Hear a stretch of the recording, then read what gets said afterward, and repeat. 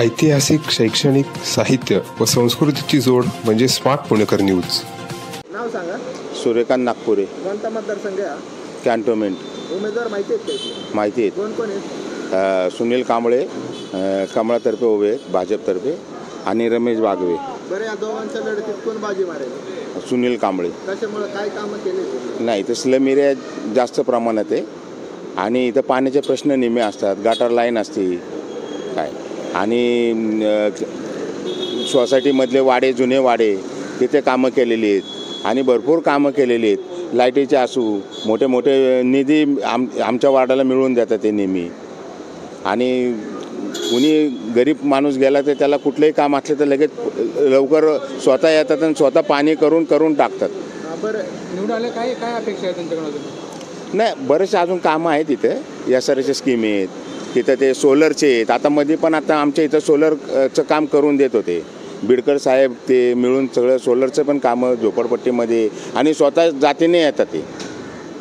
आणि असं कधी नाही वाटत जमिनीवरचे नेते, त्याच्यामुळं सगळं मतदारसंघ त्यांच्या पाठीशी उभा आहे. समोरची पार्टी पण भक्कम आहे, पंजा आहे, त्यांची पण ताकद जोर चालली आहे. काय आहे माहिती आहे का, समोरची पार्टी पडलेली आहे, उमेदवार हे आलेले आहेत, त्यांना पाडून हे आलेले आहेत निवडून. त्याच्यामुळे अजून लोकांचा जो हे येते यांच्या तरी सुनील कांबळे मनात आहेत लोकांच्या, आणि कामच तशी करतात येते. आणि 24 तास कधी पण गेलं, कोणतं मयत झाली, काय झाली, स्वतः काही लागले तर त्यांचे कार्यकर्तेसुद्धा पडते. बिडकरांची टीम आहे, काम करते, सगळे मिळून कामं करतात आणि चांगली कामं करतात वार्डात. सरकार कोणाचं वाटतंय? हां, महाराष्ट्र सरकार कोण झालं? महायुती आघाडी सरकार. महाराष्ट्र सरकार कोणाचं येईल? आपलं महायुतीचंच येणार आहे. अहो, फडणवीस साहेबांची कामं आहेत, ते स्वतः फडणवीस साहेब पण स्वतः जातीने बिडकरांकडे लक्ष घालतात. ते काय लागलं का नाही, आमच्या निधी देतात, ते भरपूर निधी दिला आहे वार्डात. सगळी कामं आहेत, अशी कामं बी आता राहिलेली नाही. पण जे झोपडपट्टी आहेत तिथे SRची स्कीम वगैरे राबवण्याचं काम आता करायचे. आम्ही पुणे कॅन्टोन्मेंट मतदारसंघात. हे उमेदवार माहिती आहे आपल्याला? हो, आहे ना. कोण कोण आहेत? तर सुनील कांबळे आहेत, रमेशजी बागवे आहेत, निलेश आल्लाटे आहेत, अजून आहेत एक 17, 18, 19 उमेदवार आहेत आज माझ्या अंदाजे. कशी लढत आहे वेळेची? लढत तर दुरंगीच आहे. कांबळे साहेब आणि बागवेंच्या मध्येच लढत आहे. दोघांमध्ये कोण बाजी मारेल? कांबळे साहेबच बाजी मारणार. कशामुळं तर भारतीय जनता पार्टीची जे या मतदारसंघातली कामं आहेत, ती कामं आता मी इथलं ह्या काय म्हणतो त्याला, सोमवारपेठेत राहतो, तर तिथले जे भारतीय जनता पार्टीचे गणेश बिडकर नगरसेवक आहेत, त्यांच्या माध्यमातून आमची कामं सर्व होतात. तर माझ्यासारखे जे सर्वसामान्य नागरिक आहेत, त्यांचे जे उत्पन्नाचे दाखले, समजा शहरी गरीब कार्ड जे काढावं लागतं, ते आम्हाला मोफत काढून देतात. कधी हॉस्पिटलची गरज लागली तर मदत करतात. कुणाला काय अडचणी असेल तर ते स्वतःहून आम्ही जर सांगितलं तर ते आम्हाला आमची संपर्क साधून मदत करतात. कोण निवडून? हो, सुनील कांबळेच निवडून. आणि परत एक गणेश बिडकरांच्या माध्यमातून जे माई सेवा केंद्र मोफत चालू केलेलं आहे, त्याच्या मार्फत आम्हाला आमच्या मुलांचे उत्पन्नाचे हे जे शाळेसाठी जो उत्पन्नाच्या दाखल्यामार्फत जो का जातीचे दाखले मोफत काढून देतात. जी काय नॉमिनल फी तीच घेतात. बाकी आम्हाला त्या अडचणी येऊन नाही देत कुठं आम्हाला. आणि जर भारतीय जनता पार्टी जर एवढी आमची सर्व कामं करत असेल तर आम्ही मत तर भारतीय जनता पार्टीलाच देणार ना. आम्ही 214 पुणे कॅन्टोन्मेंट मतदारसंघामध्ये आहे. उमेदवार कोण कोण आहे? इकडचे उमेदवार रमेश बागवे आणि सुनीलजी कांबळे असे 2 उमेदवार आहेत. दोन्ही ताकदीचे उमेदवार आहेत. काय वाटतं कोण निवडून यावेळेस? सुनील भाऊ कांबळे. काय त्यांची अशी काय कामं आहेत? कारण त्यांनी एवढ्या योजना म्हणजे सर्वसामान्य लोकांपर्यंत पोहोचवल्या. लाडकी बहीण योजना असतील, मोफत आरोग्य शिबिर असतील, महिलांसाठी ज्या ज्या काही योजना असतील त्या सर्वसामान्यापर्यंत पोहोचवण्याचा प्रयत्न केलेला आहे पूर्णपणे. समोरची पार्टी जी आहे रमेश बागवे, हे पण तंदूर म्हणजे हे बलाढ्य आहेत. हो, त्यांच्यासमोर कसं काय हे करणार पण नाही? बलाढ्य जरी असले ना तरी लोकांच्या संपर्कामध्ये कधी दिसलेले नाही आहेत. आणि सुनील कांबळे लोकांमध्ये फिरणारा एक सामान्य कार्यकर्ता आहे आणि त्याच ताकदीने तो काम करणारा पण कार्यकर्ता आहे.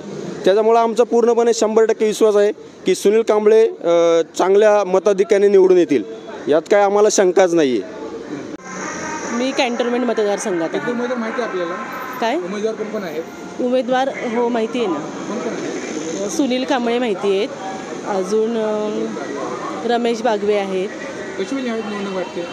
हां, निवडणूक कशी होईल? एकतर्फी होईल का चोरशीची? काही सांगता येत नाही अहो. आणि काही ती कशी निवडणूक झाली तरी ते पक्ष परत सगळे त्यांची युती साधतात आणि त्यांना जे करायचं तेच करतात. बरं, माहिती सरकारने लाडकी बहीण योजना आणली होती, तर महिला कसं बघता इकडे? ती चांगली आहे योजना, पण प्रॉब्लेम काय आहे माहिती आहे का, की ज्या खऱ्या गरजू आहेत त्यांच्याकडे डॉक्युमेंट्स नव्हते किंवा त्यांना बँकेचं इतकं ज्ञान नव्हतं. त्यामुळे ज्या खऱ्या गरजू आहेत ना त्यांच्यापर्यंत ती योजना कितपत पोचली ही जरा शंका आहे. आणि खऱ्या गरजूंपर्यंत पोचली तर खूप चांगली गोष्ट आहे. महायुतीने विद्यार्थ्यांना शिक्षण मुक्त केलं आहे. हो, त्याचं ती खूप छान आहे. मुलींसाठी तर खूपच चांगली आहे.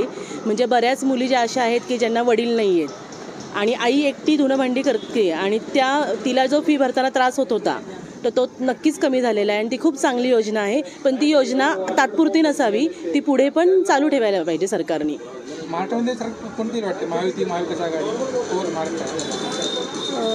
महायुती यावी, BJPने यावं असं वाटतंय. माहिती आपल्याला? हो, सुनील कांबळे आणि रमेश बागवे. कशी वाटते निवडणूक होईल? ज्याचं काम योग्य आहे तो तर निवडून येणारच. महायुती सरकारने लाडकी बहीण योजना आणली आहे, त्याचा लाभ घेतला का तुम्ही? हो, घेतलाय की. खूप छान. म्हणजे कसं झालं माहिती आहे का, जे गरीब महिला आहेत त्यांच्या संसारासाठी ते 2 पैसे त्यांना म्हणजे मिळालेतच आणि त्याचा उपभोग बी घेतात. मी सुद्धा घेते. महायुती सरकारने विद्यार्थ्यांना फ्री शिक्षण केलं आहे, हां, त्याचा कसा लाभ होतो? आता कसं असतं, जे शिक्षण शिकणारे मुलं आहेत तर ते योग्यतेप्रमाणे त्याचा उपभोग घेतच आहेत आणि चांगली सुविधा आहे, जेणेकरून गरिबांसाठी सुद्धा ही सुविधा खूप चांगली. काय वाटतं, सरकार पुन्हा यावं का महाविकास आघाडी यावं? तुम्हाला मी बोलले ना, ज्याचं काम चांगलं ते उमेदवार चांगला.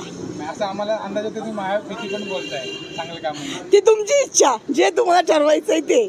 पण ज्याचं काम योग्य आहे, खूप छान काम करतात ना, ते येणारच निवडून. धन्यवाद. नवीन काम करणार?